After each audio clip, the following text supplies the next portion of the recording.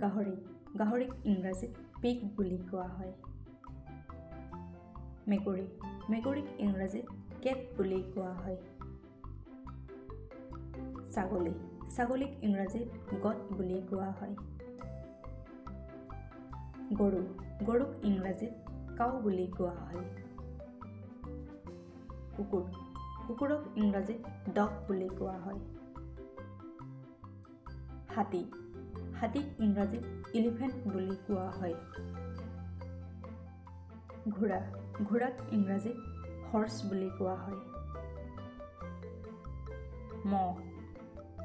মহক ইংৰাজীত বাফেলো বুলি কোৱা হয়।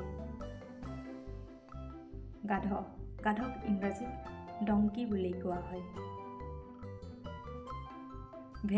ভেড়াক ইংৰাজীত চিপ বুলি কোৱা হয়। মুৰ্গীক ইংৰাজীত হেন বুলি কোৱা হয়। হাঁহক ইংৰাজীত ডাক বুলি কোৱা হয়।